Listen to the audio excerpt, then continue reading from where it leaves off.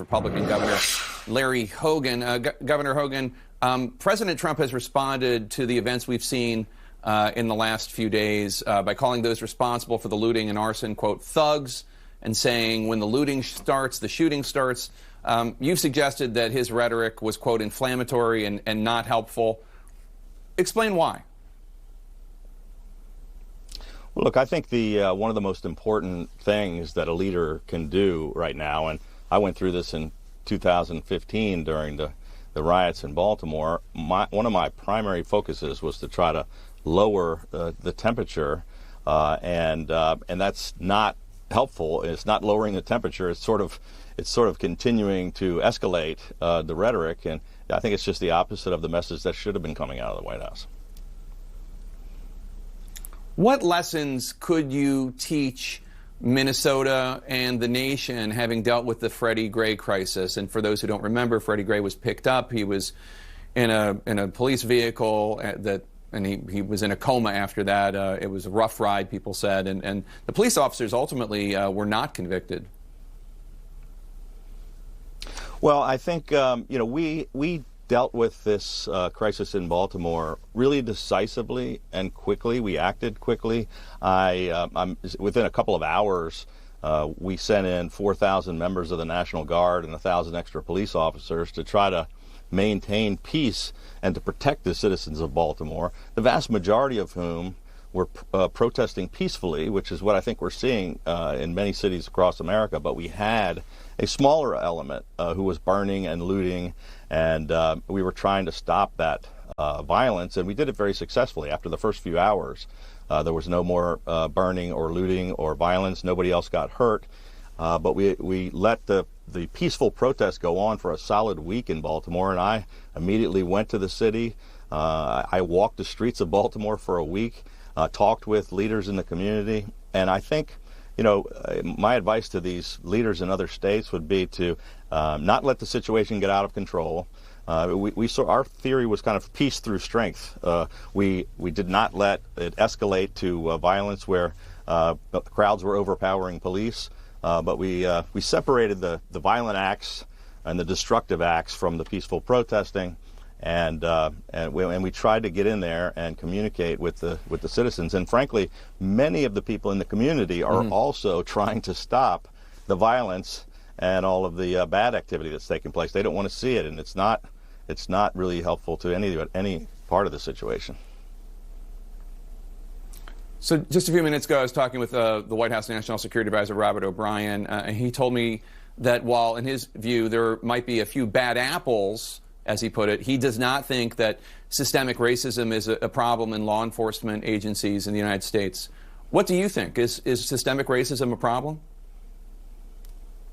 Well, look, we've got a consent decree in the city of Baltimore that came out of the situation with Freddie Gray in 2015 to try to get to the root causes and problems. I think we've got issues that have to be addressed, and it's a conversation we need to continue to have. There certainly are some issues and problems. This one case, obviously, this was a murderer in a police uniform. There's no question about that. This is totally unacceptable, and it's not the only case of a bad cop. But I believe that the vast majority of cops are good and do a wonderful job protecting the community. But we've got to have these conversations and figure out what the issues are that we have to address. Just 2 weeks ago, the state of Maryland was under a stay-at-home order. Now we've seen residents of your state taken to the streets, obviously in large groups. It's hard to describe these protests, even if they are righteous, as in line with the ideals of social distancing. Are you concerned as a health matter that these protests could be spreading the virus? And what might that mean for your state in June or July? Well, we're a little bit concerned about that. Right now, the immediate concern is to, lower the temperature, stop the looting, and potentially, keep our citizens safe from the riots that are going on. But the next step is to worry about this. What we've been focused on for the past couple of months is the safety dealing with this coronavirus. And there's no question that when you put hundreds or thousands of people together in close proximity, when we've got this virus all over the streets, it's not healthy. There's about a 14-day incubation period. So 2 weeks from now, across America, we're going to find out whether or not this gives us a spike and drives the numbers back up again or not. But we went from a stay-at-home order. Most states in America had rules about no crowds of 10 or more, and now we're seeing thousands of people jammed in together in close proximity. So you are concerned?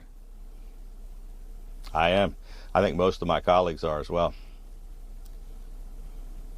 One last question, quickly, if you can. The president continues to insist that mail-in voting will lead to rampant voter fraud.